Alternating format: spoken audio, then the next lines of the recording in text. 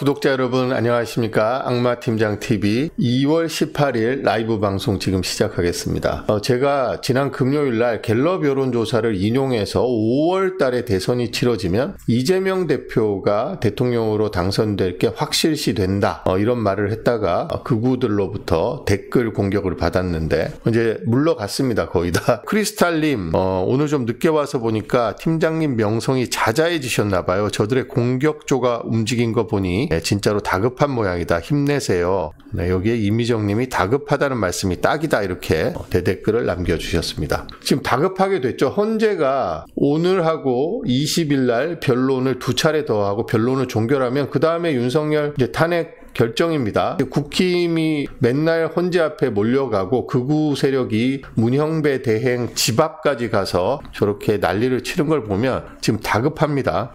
근데 그 민주 세력, 민주 시민들의 다급함과 그들의 다급함은 좀 다릅니다. 윤석열 세력과 민주 시민의 다급함은 우리는 윤석열이 복귀해서 무슨 짓을 저지를지 모르기 때문에 윤석열의 손에서 칼을 빨리 뺏어야 됩니다. 그러려면 대통령직에서 파면을 시키고 형사 재판을 통해서 윤석열을 처벌을 해야 되는데 그게 정상적으로 이루어지지 않을까봐 혹은 또 늦춰질까봐 시간이 계속 질질 끌면서 지연될까 봐 걱정을 하는 것인데, 지금 윤석열 세력들 국민의힘에서는 윤석열하고 같이 저지른 부정부패가 너무 많기 때문에 윤석열이 파면되고 대선에서 민주당이 승리하게 되면 본인들이 저지른 그런 부정부패, 비리, 온갖 악행들이 다 만천하에 드러날까 봐 지금 다급해진 거죠. 다급함으로 따지면 저들은 목숨을 걸고 지금 막고 있는 그런 형국이 아닐까 싶습니다. 진돗개 구찌TV님, 보수 동네인데도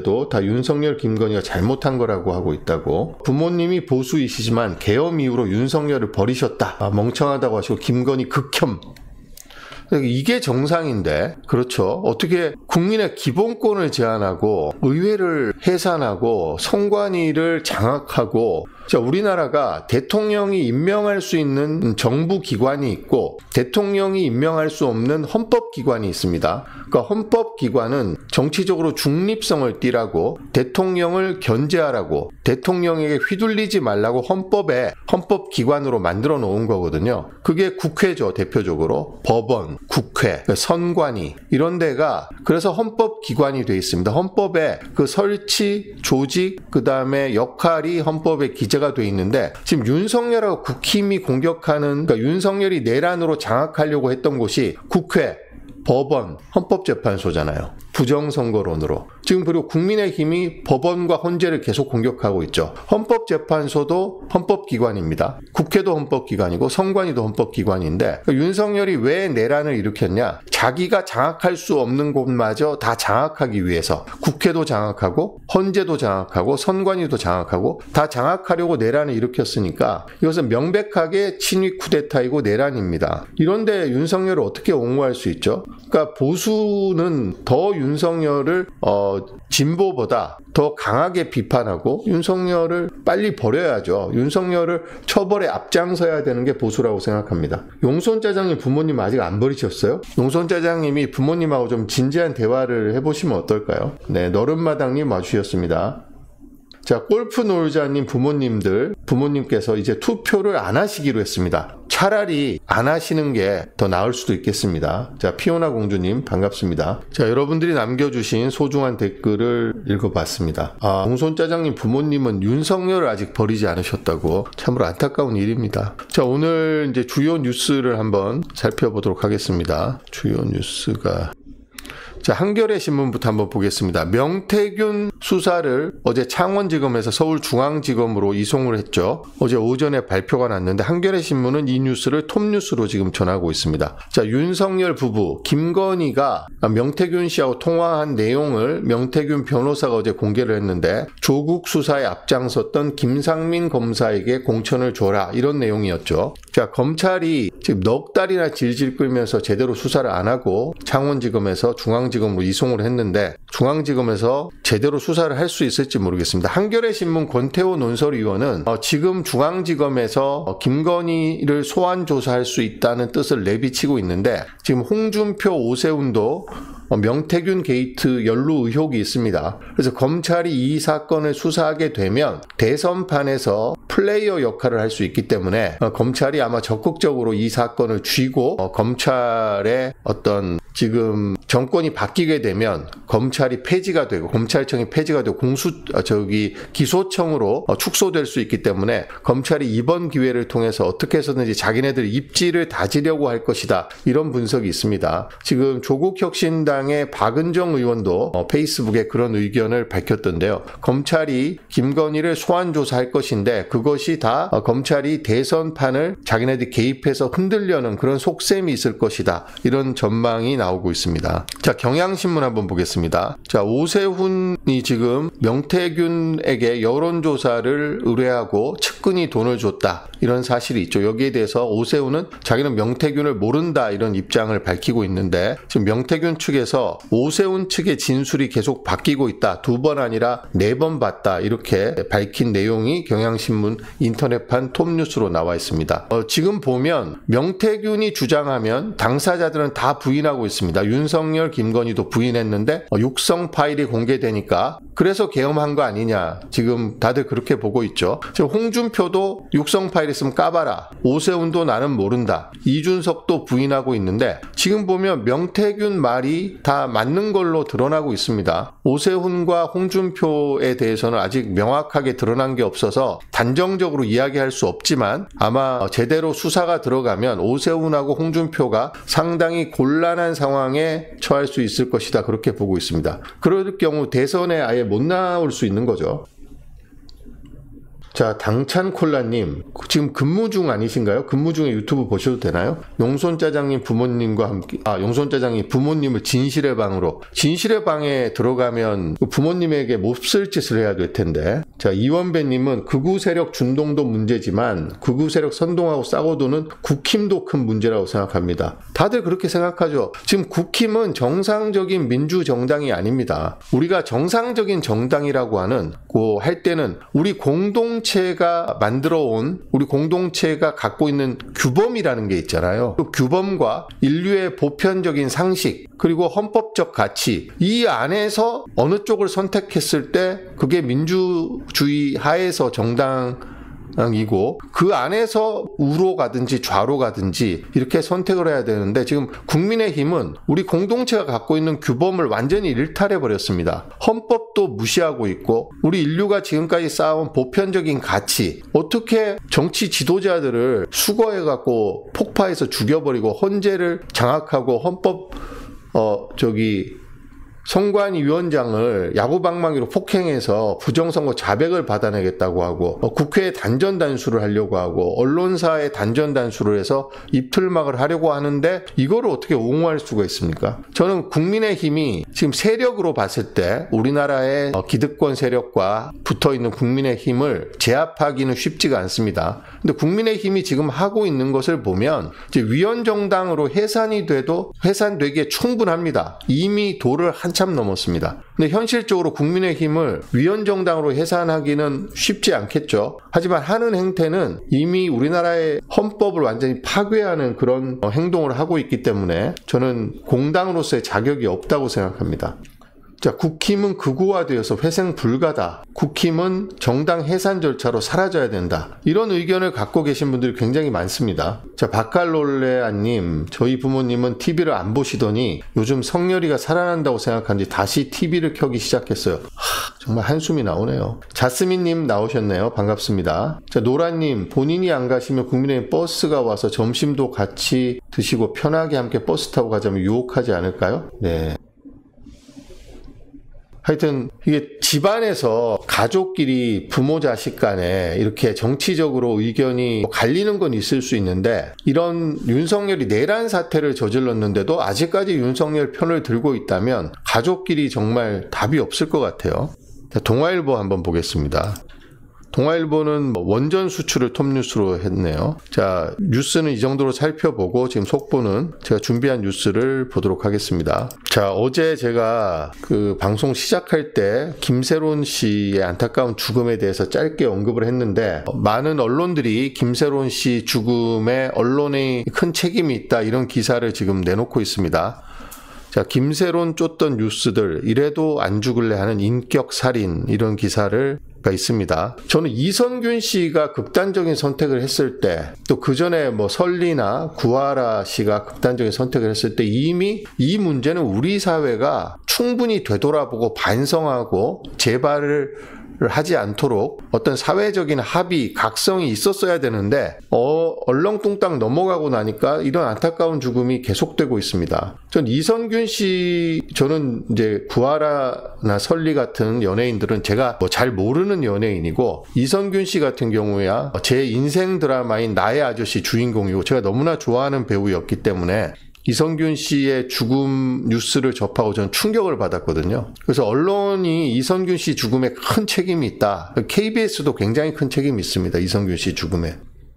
이선균 씨가 무슨 죄를 지었는지 밝혀지지도 않았는데, 설사 이선균 씨가 마약을 하지도 않았지만 마약을 했다고 해서 한 사람을 죽음으로 몰고 가면 안 되잖아요. 마약을 하지도 않았고 했다는 그런 증거가 없었습니다. 근데 이선균 씨를 그렇게 극단으로 몰아붙여서 죽음에 이르게 하더니 우리 사회는, 우리 언론은 이 부분에 대해서 반성이 전혀 없는 것 같아요. 지금 언론에서 인격살인 수준의 언론 보도를 비판하는 목소리가 잇따르고 있다 이렇게 나오지만 또 이 어물쩍 또 넘어갈 겁니다. 언제 그랬냐는 듯이. 그리고 많은 기자와 많은 언론사가 우리는 그렇게 심하게 하지 않았어. 악플이 문제야. 우리는 정당한 비판을 한 거지. 우리는 대중의 관심사를 보도한 것뿐이야. 이렇게 생각을 할 거예요. 한겨레 신문에서 언론의 책임을 지적하는 기사를 실었습니다. 그리고 매일경제인데 유퀴즈에 나왔던 정신과 교수님이 김세론은 벼랑 끝으로 내몰렸다. 우리 사회가 오징어 게임 같다. 이런 진단을 했다고 합니다. 나종호 교수님이네요. 잘못을 했다고 해서 재기의 기회도 없이 사람을 사회에서 매장시키는 사회가 건강한 사회냐?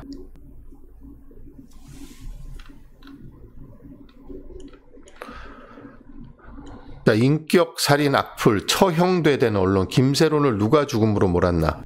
여기 보면 김세론이 취미로 낚시하는 사진을 개인 SNS에 올리면 언론들은 음주운전 김세론, 근황 공개, 낚시 즐기며 미소 같은 제목의 기사로 조회수를 올렸다. 그러면 사람들이 또 분노를 표출했다. 이런 악순환이 계속됐죠. 거의 이래도 안 죽을래 하는 인격살인 수준. 연예인이든 노동자든 살릴 수 있는 사람을 살리는 일엔 무감하고 공론장이 처형대가 된 사회에 무슨 희망이 있는가. 그러니까 언론이 김세론 씨 같은 연예인의 처형대가 됐다. 이런 지적입니다. 은유 작가님이 인스타그램에서 이런 내용을 적었다고 하네요. 자, 성명도 나왔습니다. DC 인사이드 여자 연예인 갤러리에 성명이 나와 있는데 여기에서 눈에 띈 제목 내용은 요 부분입니다. 우리 사회 곳곳에서 훨씬 더 심각한 범죄를 저지른 정치인들이 책임을 회피한 채 떳떳하게 살아가고 있는 상황을 마주할 때 연예인에게만 엄격한 잣대를 들이대는 이중적 현실에 대한 깊은 의문을 갖지 않을 수 없습니다. 이런 대목이 있습니다. 언론이 이번 기회에 연예인 보도에 대해서 좀 성찰을 하고 제대로 된 가이드라인을 좀 만들었으면 좋겠습니다. 지금 이런 상태로 가다가는 제2, 제3의 이런 비극적인 사태가 계속해서 나올 거예요. 자,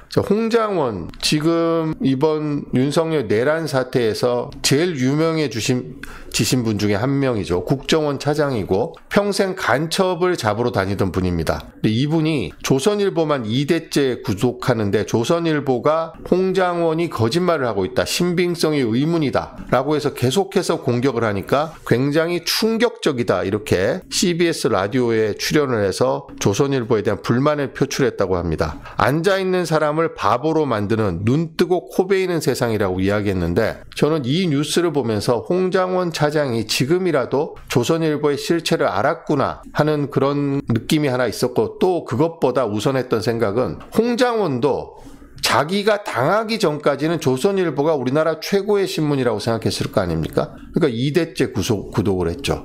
그러니까 내가 당하지 않고 남이 당할 그냥 다 침묵하거나 당연하게 받아들이고 본인이 직접 조선일보에 당해보니까 굉장히 충격적이고 눈뜨고 코 베이는 세상이다 이런 말을 하죠. 그러니까 본인이 안 당할 때는 몰랐습니다. 조선일보가 멀쩡한 사람을 빨갱이로 몰 때 본인은 침묵하거나 그걸 이용했겠죠. 조선일보가 얼마나 많은 사람들을 종북으로 몰고 빨갱이로 몰고 좌파로 몰고 그렇게 했습니까? 본인이 당해보니까 이제 아는 거죠. 조선일보에. 조선일보가 지금 창간 이래로 계속 그런 짓을 통해서 자기네들의 영향력을 행사하고 우리 사회 기득권을 보호하고 사주 일가의 배를 불리고 있는데, 그리고 조선일보 출신들이 그걸 발판 삼아 출세를 하고 국회의원이 되고 장관이 되고 이제야 알았군요. 본인이 당해보니까.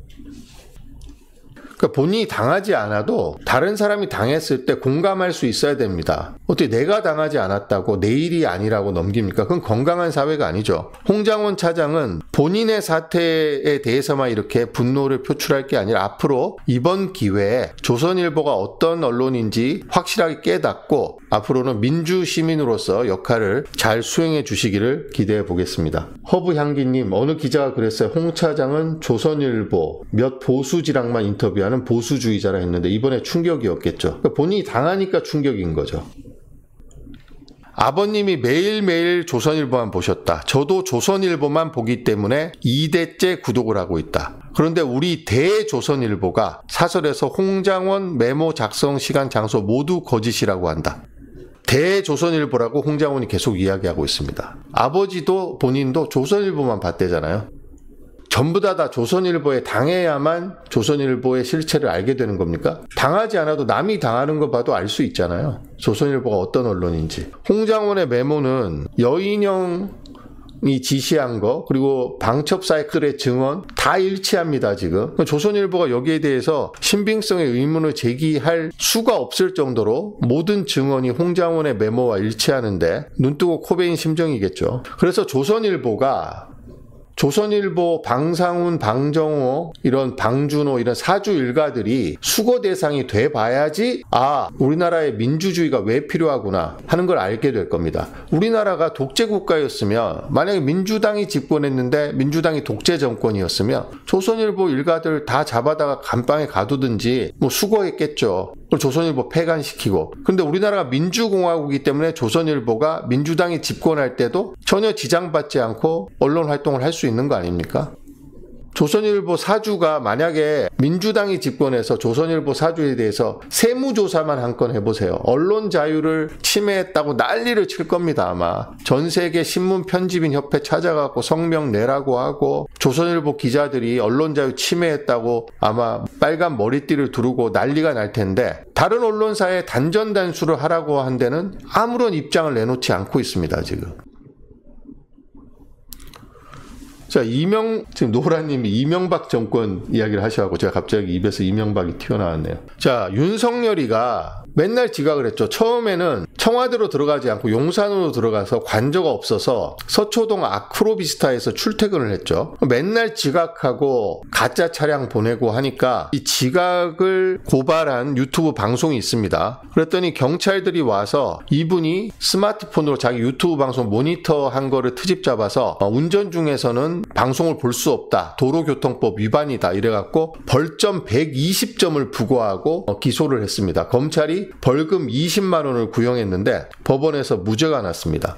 그러니까 우리나라가 대통령 하나가 극악무도한 자가 오면 공권력이 어떻게 망가지는지가 여기서 다 드러납니다. 지가 지각하면서 지각하는 걸 이렇게 공개하니까 경찰과 검찰을 동원해서 경찰이 이분이 스마트폰 옆에 켜놓은 걸 갖고 도로교통법 위반 벌점 120점 맞아서 면허 취소됐어요. 이분. 기사를 보면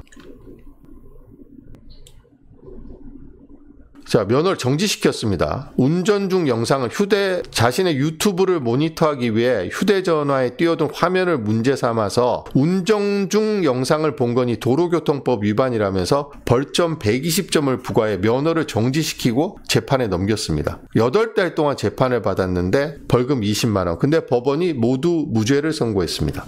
그러니까 경찰이 윤석열이가 지각 출근하면서 가짜 차량을 보내고 하는 거 다 알고 있죠. 다 알고 있으면서 전부 침묵했습니다. 이걸 고발한 유튜버를 입틀막을 한 거죠. 트집 잡을 게 없으니까 휴대폰 켜놓은 것까지 트집 잡아서 벌점을 120점이나 부과를 했습니다. 자, 한겨레 신문 기자도 윤석열이가 가짜 차량을 계속 내보내고 있어서 그거를 보도했다가 상가 옥상에 올라가서 촬영을 했다면서 건조물 침입 혐의로 경찰이 입건을 해서 검찰에 넘겼습니다. 노컷뉴스 기자가 윤석열이가 태릉에서 골프 치는 걸 취재하려고 하다가 또 건조물 침입이라며 제지를 당하고 그랬습니다. 그러니까 이 사안은 어떻게 보면 매우 사소한 사안이지만 윤석열이가 얼마나 언론 자유에 대해서 이해가 없고 그런 기본적인 개념 자체가 없습니다. 헌법에서 가장 중요한 가치 중에 하나가 사상의 자유, 표현의 자유, 언론의 자유 아닙니까? 근데 이런 거를 싹 무시하고 본인이 조금만 맞듣지 않거나 본인에게 거슬리거나 이러면 모조리 공권력을 동원해서 때려잡는 겁니다. 거기에 협조하는 경찰만 승진을 시켜주는 거죠. 그렇게 아무런 비판도 받지 않고 아무런 지적도 받지 않고 아무런 쓴소리도 듣기 싫어하니까 벌거벗은 임금님이 되는 거죠. 그 앞에서 전부 아부밖에 안 하니까. 자, 국민의힘이 문영배 헌법재판소장 권한대행이 미성년자 음란물 동창회, 이분이 나온 동창회 게시판에 음란물을 올렸는데 여기에 댓글을 달았다고 주장을 했었는데 이게 사실이 아닌 것으로 밝혀지니까 국힘 원내대변인이 사과했는데 이게 이러고 넘어갈 일입니까? 국민의힘 대변인이란 자가 문영배 대행을 공격하고 싶다 보니 사실 확인도 내지 않고 미성년자 음란물에 게시글을 달았다 라고 주장을 했다가 아니면 말고식이죠. 사실이 아닌 것으로 밝혀지자 국민에게 사과드릴 부분이다. 지금 극우 유튜버들이 이렇게 가짜 정보를 생산하면 그걸 국민의힘에서 그걸 퍼나릅니다. 확인도 하지 않고 그러면 그걸 다시 극우 매체, 보수 매체들이 또 퍼나릅니다. 그러면 그걸 다시 유튜버들이 또 인용을 하고 이런 악순환이 계속되고 있습니다. 그 축의 가장 중심적인 역할을 하고 있는 게 지금 국민의힘이에요. 집권 여당이 허위 정보에 노란한 것을 부끄러워하고 반성하고 다시는 이런 짓을 하지 않아야 되는데 전혀 그런 기색이 없습니다. 자, 오죽하면 동아일보가 허위 정보 확성기 된 국민의힘 기본적인 팩트 체크도 하지 않나 이런 사설을 실었습니다. 자, 저는 이번 대통령 선거에서 지금 나타나고 있는 여론조사는 보수 과표집이기 때문에 국민의힘이 대패할 거라고 생각합니다. 이런 식으로 해서 중도를 잡을 수가 없죠. 혐오스러운 짓을 하고 있습니다. 자, 용손짜장님, 부모님이 윤석열을 지지하는 참담한 현상을 회피하기 위해서 낮술을 한잔 해야 되겠다고 하면서 슈퍼챗을 보내주셨습니다. 용손짜장님 일 그만두셨나 봐요. 답답합니다. 국힘당 해체는 법원에 가면 가능은 할까 모르겠네요. 위원정당 해산 절차가 있는데 쉽지 않을 겁니다. 지금 문영배 헌재 소장이 종로에 산다는데 여기에 주소를 극우단체들이 공유를 해서 문영배 소장 아파트 단지에서 야동 판사라는 손팻말을 들고 이 극우들이 몰려와서 이렇게 소란을 피우고 있습니다. 이게 무슨 짓거리입니까 이게? 문영배 소장은 정상적인 절차를 거쳐서 헌법재판관이 됐고 지금 소장이 없어서 대행 역할을 하고 있는데 이게 민주국가에서 가능한 일입니까? 그리고 문영배 헌법재판관이 야동을 봤다거나 야동에 댓글을 달았다는 건 전부 허위 사실로 밝혀졌음에도 불구하고 야동 판사라는 손팻말을 들고 이렇게 와서 뭐라고 표현해야 됩니까 이거를? 소란이라고 표현하기에도 민망한데요. 이 사람들은 정말 답이 없는 사람들이에요. 자, 문영배, 검정색 제네시스, 형배야 집값 떨어진다. 이게 뭐하는 짓거리입니까? 정말 너무 저질스러워요. 차량 번호까지 공개하고. 야동 판사 문영배 즉각 사퇴하라, 포르노 판사 즉각 사퇴하라 이런 거를 승합차에다 스피커를 달아놓고 계속 틀어댄답니다. 자, 전화번호도 유출됐다고 합니다. 그 문영배 헌법재판소장 권한대행을 공격하기 위해서 지금 사실도 아니고 전혀 관련성도 없는 이런 내용을 갖다가 문영배 대행을 공격하고 있습니다. 이들이 무지성이고 뭐라고 이거 표현해야 될까요? 어떻게 이렇게 무식하고 저질스러운 행동을 할 수 있습니까? 자, 손에 이렇게 문영배 주소 이렇게 손에 써갖고 이제 찾아오는 겁니다. 문영배 소장 아파트에. 문영배 소장 가족이 얼마나 괴롭겠습니까? 매일 저질 시위를 바라보고 주민들은 또 얼마나 고통스럽겠어요. 야동 판사, 포르노 판사라뇨. 세상에. 그런데 국민의힘에서 그런 정보를 원내대변인 논평으로 또 냈습니다. 정말 수준이 왜 이렇습니까? 자, 제 아는 패친이 페이스북에서 적은 내용인데요. 자, 조선일보가 온라인판에 문영배 대행이, 조선일보 일본어판도 내고 있습니다. 일본어판을 내는데 여기 문영배 대행이 마치 야동 관련이 있는 것처럼 일본어판에 기사를 냈는데 어제 오후까지 이 기사를 내리지 않고 있다, 이런 글을 올려줘서 제가 이거를 파파고에 한번 돌려봤습니다. 파파고에 돌려봤더니 자, 문형배 헌재 소장 등 2,000건 넘는 유해 콘텐츠 게시물 방관, 여당 즉각 사퇴 수사 촉구, 이거를 일본인들이 보라고 만든 조선일보 일본어판에 이런 기사를 내고 있습니다. 그러니까 조선일보도 언론으로서의 기본이나 품격 이런 거, 사실관계 확인 이런 거 다 제쳐두고 문영배 대행 공격이라며 물불 가리지 않고 지금 하고 있습니다. 자, 윤석열 취임 후에 스카이데일리 정부 광고가 2.4배 증가했다고 합니다. 여기 보세요. 지금 스카이데일리 광고가 이렇게 증가했습니다. 스카이데일리는 무슨 부정선거를 획책한 중국인들을 선관위 연수원에서 잡아서 미국이 본국으로 압송할 예정이라 이런 가짜뉴스를 퍼뜨리고 있는데, 이런 가짜뉴스가 이렇게 활개를 치는 이유가 윤석열 정부 들어서 정부 광고를 갖다가 계속해서 늘려서 2.4배나 늘려줬습니다.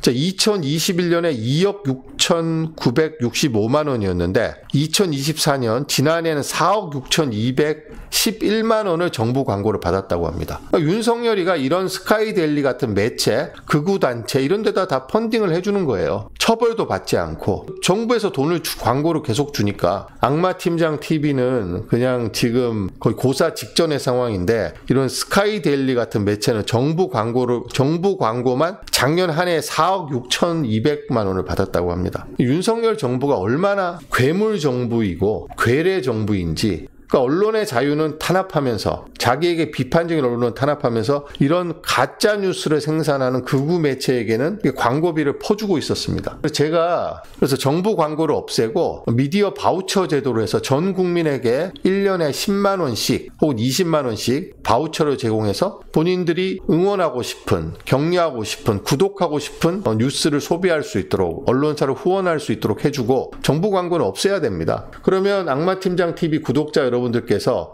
그 정부 바우처를 갖고 악마팀장 TV에 쏴주실 수 있을 거 아닙니까? 미디어 바우처 제도는 진짜로 진지하게 한번 검토를 해봐야 됩니다. 물론 그 미디어 바우처를 받은 극우층들이 또 스카이데일리 같은데 다 쏴주겠죠 또. 하지만 그런 단점이라든지 그런 걸 우려해서 미디어 바우처 제도의 도입을 주저할 필요는 없습니다. 장점이 너무나 많기 때문에. 자, 명태균 수사를 창원지검이 중앙지검으로 넘겼는데 많은 언론이 왜 이제 와서 넘겼냐, 그러니까 검찰의 수사 의지가 사안에 따라서 들쭉날쭉하는데 윤석열, 김건희 사안에 대해서는 수사 의지가 거의 없었죠. 그래서 넉 달 동안 질질 끌고 뭉개다가 윤석열이가 지금 탄핵 직전 상황에 몰려있고 하니까 이거를 중앙지검에 넘겼습니다. 지금 명태균 게이트 특검법을 민주당이 처리하겠다고 지금 선언한 상태인데 아마 이달 말 27일쯤, 2월 27일쯤 국회 통과가 가능합니다. 물론 이제 명태균 특검법이 통과를 하더라도 최상목이 또 거부권을 행사하면 소용이 없습니다만, 얘네들이 지금 명태균 특검법을 의식해서 계속 뭉갤 수가 없으니까 명태균 특검법 통과가 다가오니까 이제서야 서울중앙지검에 넘겼다, 이게 상식적인 판단이죠. 지금 경향신문도 진실을 덮다 서울로 넘긴 창원지검, 명태균 수사 신용만 했나라는 제목의 사설을 실었습니다. 신용만 했죠. 11월 달에 이미 보고서까지 다 써놓고 지금 구속 기소한 사람이 김영선 한 명입니다. 넉 달 동안. 그리고 지금 명태균 씨 측에서 주장을 했지만 검사가 그 황금폰 그거 없애버려라, 뭐 전자레인지에 돌리라고 했잖아요. 그렇게 증거를 인멸하라는 지시까지 했다는 폭로를 했습니다. 물론 담당 검사는 또 아니라고 부인을 했지만 저는 그랬을 가능성이 상당히 높다고 생각합니다. 이러니까 검찰을 못 믿겠다고 하는 거죠. 사안에 따라서 수사 의지가 있었다 없었다 하는 검찰을 어떻게 믿습니까? 조국 전 장관 때는 검찰 역사상 최고의 수사 의지를 보이다가 이재명 대표 사건에는 엄청난 수사 의지를 보이고 압수수색을 밥 먹듯이 하고 주변 사람 다 탈탈 털고 김건희 사안만 나오면 수사 의지가 사라져버립니다. 이 특검밖에 방법이 없습니다. 진실, 증거는 덮고 수사하는 척만 하는 검찰은 걸림돌일 뿐입니다. 국회가 신속하게 특검법을 통과시켜서 윤석열 부부의 공천 개입 의혹은 물론이고 검찰의 봐주기 의혹도 수사를 해야 됩니다. 왜 창원지검에서 이걸 넉 달 동안 뭉개고 있었는지 직무유기 아닙니까? 그리고 정말로 담당 검사가 증거가 될 수 있는 황금폰을 없애버리라고 종용을 했는지 수사로 밝혀내야 합니다. 불구속 기소했죠. 강혜경 국장도. 그러니까 공익 제보를 해도 처벌을 하겠다. 입조심해라. 뭐 이런 거 아닐까요? 동아일보입니다. 명태균 사건 서울로 황금폰도 다보건 게이트 싹 열어젖혀야 합니다. 지금 여기 열어젖히면 지금 여러 명이 지금 다치게 돼 있습니다. 여기 지금 윤석열 부부 외에도 오세훈, 홍준표, 이준석, 박완수, 김진태 많이 걸려 있잖아요. 지금 여기 윤상현도 걸려 있죠. 여기. 그래서 이거 잘못하면 이 여당 국회의원들하고 도지사 이런 거물급 정치인들이 굴비 엮듯이 줄줄줄 엮어서 깜빵에 갈 수 있는 사안입니다. 제대로 수사를 해야죠. 지금까지 윤석열의 내란 때문에 명태균 게이트가 묻혀 있었잖아요. 근데 윤석열이 왜 12월 3일 날 계엄을 선포했을까요? 명태균이가 그 전날 폰을 깔 수 있다. 내 폰을 깔 수 있다. 이렇게 하니까 다급해진 윤석열이 김건희하고 같이 야, 안 되겠다. 지금 이 사태를 막을 수 있는 방법은 계엄밖에 없다. 계엄을 선포해라. 이렇게 해서 계엄을 선포했다고 보는 게 대체적인 분석입니다. 자, 어제 김건희 통화 내용을 명태균 측에서 공개를 했는데 자, 오늘 제목을 말씀을 안 드렸는데 오늘 제목은 속속 드러나는 김건희 내란 증거입니다. 윤석열이 내란을 실행을 했지만 사실 이 내란을 기획하고 지시한 건 김건희 아니냐 이런 의혹이 있는데 그런 쪽으로 지금 점점점 사실이 드러나고 있습니다. 김건희가 조국 수상 김상민 검사를 국회의원 되게 해달라고 명태균에게 요청을 한 내용이 공개가 됐는데 육성 파일로 공개가 되지 않았습니다. 정리된 내용으로 공개돼서 파급력이 떨어지고 당사자들이 지금 다 부인하고 있습니다. 지금 통화 내용 여러분들 아시겠지만 한번 보시겠습니다. 자, 김상민 검사가 조국 수사 때 정말 고생을 많이 했는데 김상민이 창원 의창 국회의원이 되게 도와달라. 김영선 어차피 컷오프라면서요. 자, 김상민 검사가 의창구 국회의원이 돼야 하고 그래서 내가 박완수 지사에게 전화해서 김상민을 도우라고 했어요. 여사님 비례도 아니고 평생 검사만 하다 지역도 모르는 사람을 국회의원 공천 주면 집니다. 내가 볼 때 이 추세로 가면 110석을 넘지 못합니다. 명태균이 이렇게 정확하게 예측을 하다니요. 108석을 얻었잖아요. 김건희 아니에요 선생님. 보수정권 역사 이래 최다석을 얻을 거라 했어요. 누가 그런 말을? 이철규 윤한홍 의원이 그렇게 말했어요. 이철규 윤한홍은 기자들이 이게 공개되고 난 다음에 물어보니까 사실 무근이다. 나는 김건희랑 연락한 적이 없다. 나는 김상민을 전혀 모른다. 다 이렇게 이야기를 했다고 합니다. 육성 파일을 깠었어야죠. 육성 파일을 깐 게 아니라 정리된 내용을 공개하니까 당사자들이 다 부인하고 있는데 저는 이런 내용의 육성 파일이 있을 거라고 생각합니다.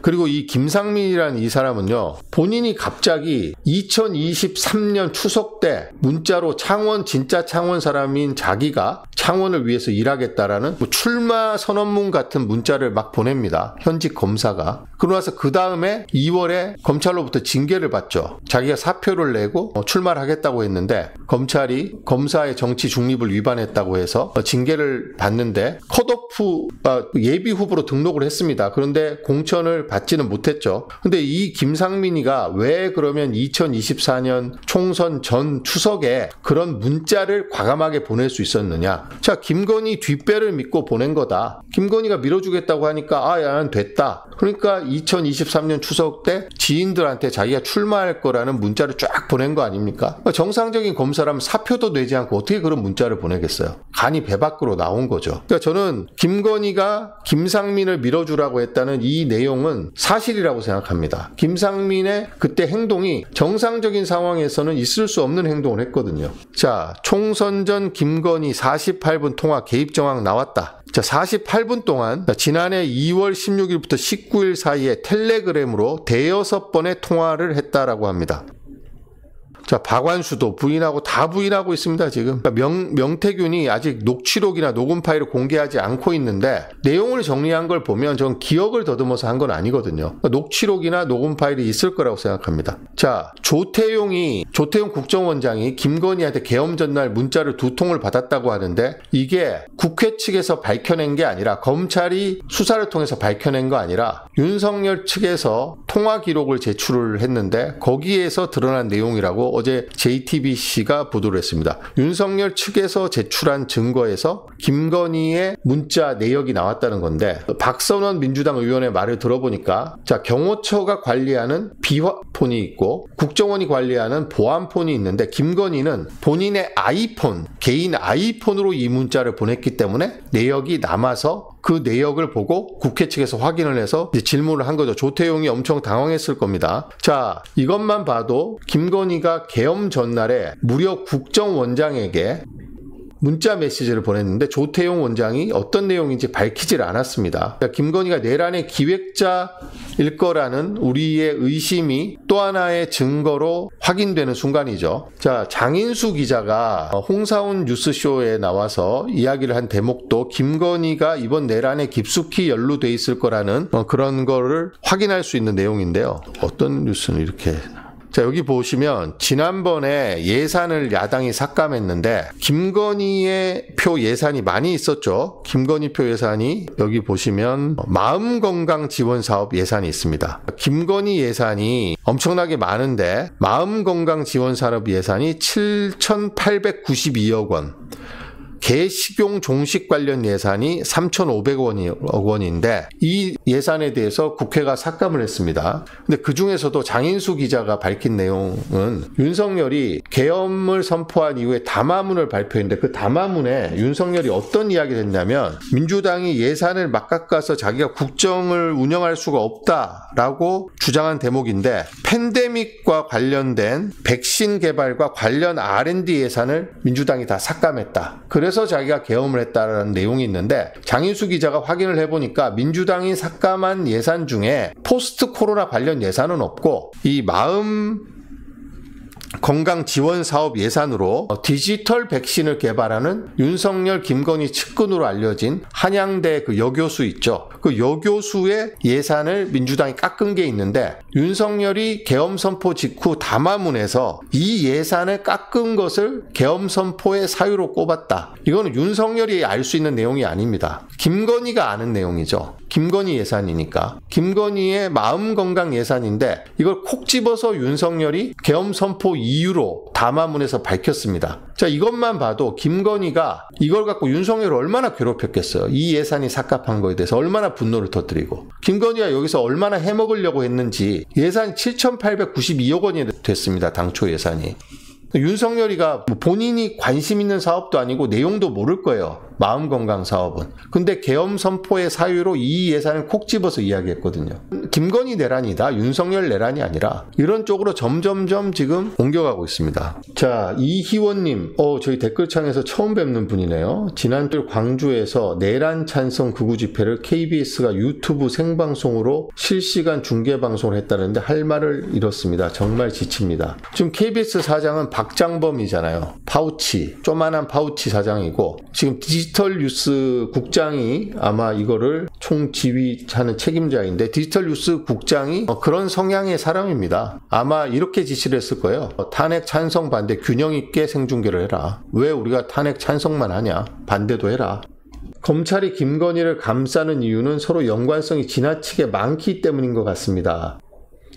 윤이 검사 시절 김건희가 외부 알선 유치 등을 상당히 했다더라는 소문을 들은 적이 있습니다. 노라님이 이렇게 댓글에 남겨주셨네요. 어제 MBC가 보도한 내용을 한번 보도록 하겠습니다. 이건 저도 악마팀장 TV에서 언급했던 내용인데 윤석열이가 얼마나 치사하고 더러운 인간인지 윤석열하고 김용현 이번 내란에 핵심적으로 지금 역할을 한 사령관이 있죠. 자, 곽종근 특전사령관, 문상호 정보사령관, 여인영 방첩사령관, 이진우 수방사령관이 있습니다. 자, 여인영 방첩사령관은 윤석열과 김용현의 충암고 후배죠. 진즉부터 계엄을 한 것이라면 여인형이 핵심적인 역할을 할 것이다. 그러기 위해서 여인형을 방첩사령관에 앉혔을 것이다. 여인형이 군 인사에도 깊숙이 개입돼 있다. 이런 소문이 파다했습니다. 그리고 여인형이 국회에서 출석해서 답변하는 태도를 보면 너네들 조금 있다 나한테 다 죽었어. 약간 이런 태도를 보였거든요. 자, 그러면 곽종군하고 문상호는 어떻게 이번 내란 사태에 핵심적인 역할을 하게 됐을까?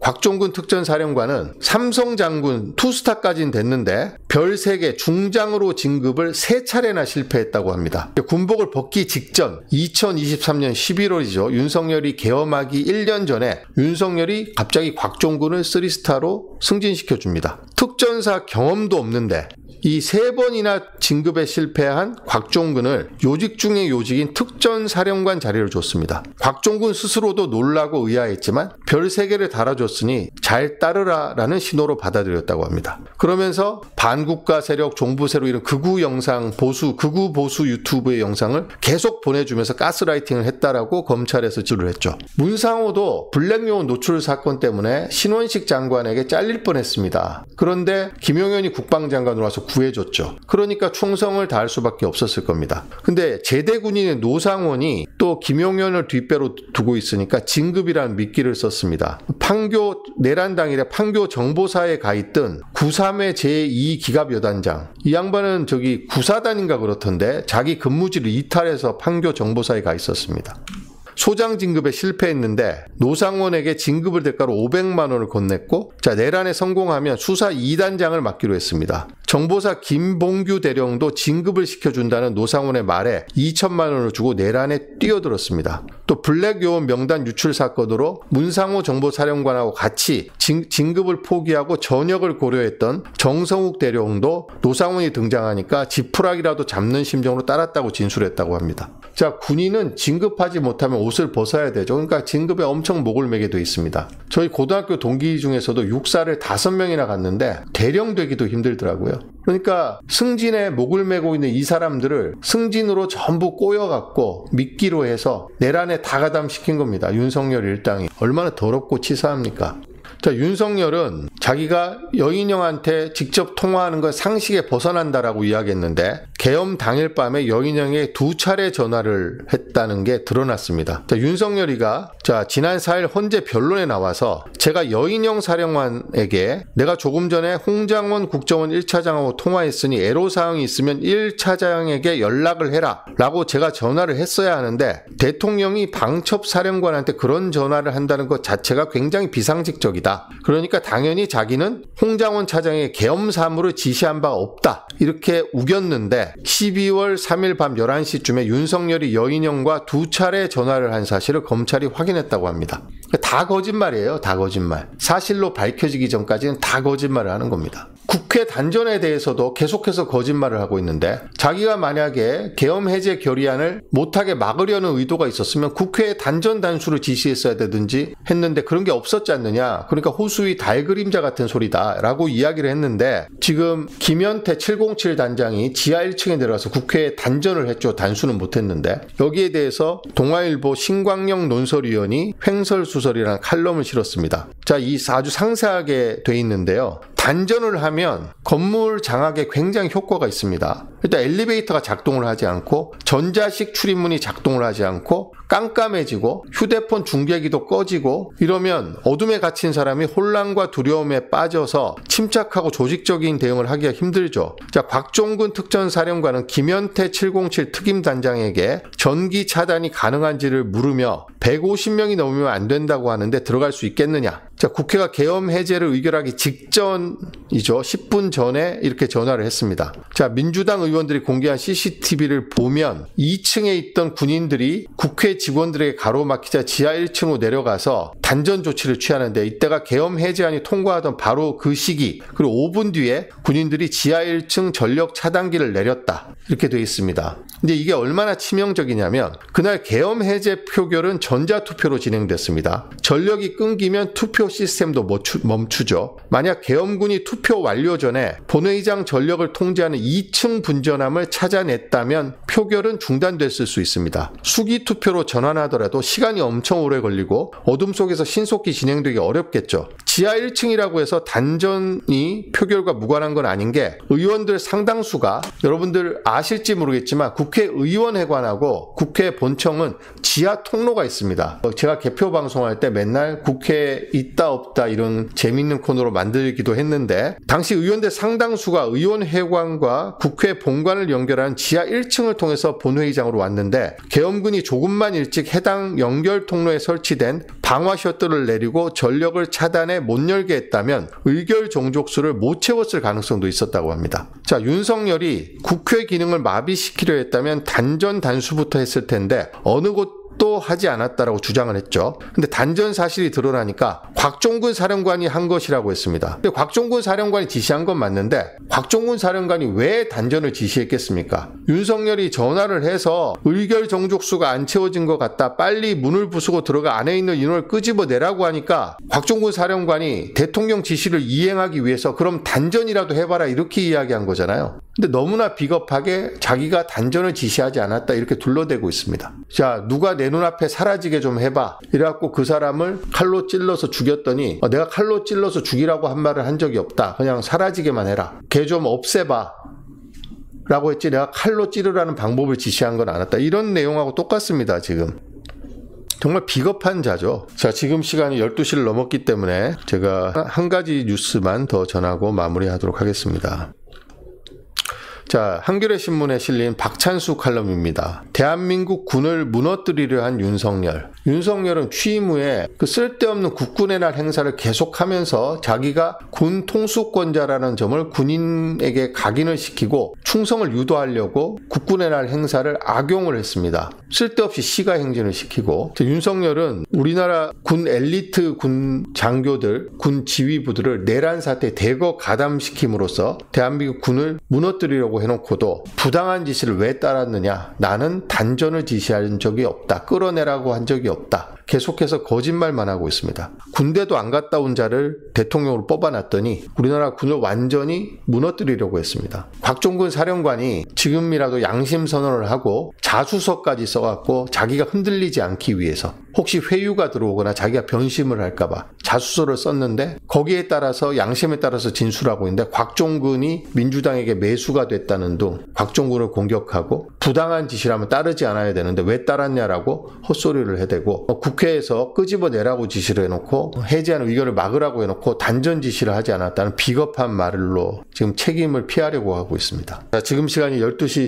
10분입니다. 자, 오늘 방송을 마칠 시간이 됐네요. 자, 윤석열 때문에 대한민국 군인들은 서로를 지금 믿지 못하게 됐습니다. 여인형은 곽종근 사령관한테 가서 입을 맞추자라는 이야기도 했고 김용현 변호인은 곽종근을 변호인 접견 을 신청을 해서 입을 맞추려고 한 정황도 드러나 있습니다. 또 김현태 707 특임단장은 시키지도 않았는데 전쟁기념관 앞에서 울면서 기자회견을 하더니 어제 국민의힘이 단독으로 소집한 국방위 회의에 와서 윤석열을 옹호하는 듯한 발언을 엄청 하고 갔습니다. 단전 지시는 대통령 지시가 아니라 곽종근 사령관의 지시다. 그럼 대통령이 그러면 대령한테까지 전화를 하겠습니까? 당연히 사령관에게 전화를 했죠. 사령관이 대통령 전화를 받고 김현태한테 지시한 거잖아요. 곽종근이 일어나서 단결하는 것도 다 받고 스피커폰으로 다 들었는데 지만 살겠다고 지금 김현태가 거짓 증언을 하고 있는 것 같은데 김현태도 이런 상황이 없었으면 저런 거짓말을 할 리도 없었을 텐데 안타깝습니다. 그러니까 김현태는 자기 상관이던 곽종근 사령관을 지금 부인하는 배치되는 증언을 계속하고 있습니다. 이렇게 군에게 서로를 불신하게 만들고 앞으로 누가 국군 통수권자가 되든 윤석열이가 대한민국 군대에 남긴 그 상처 불씨는 후유증이 대단할 거라고 생각합니다.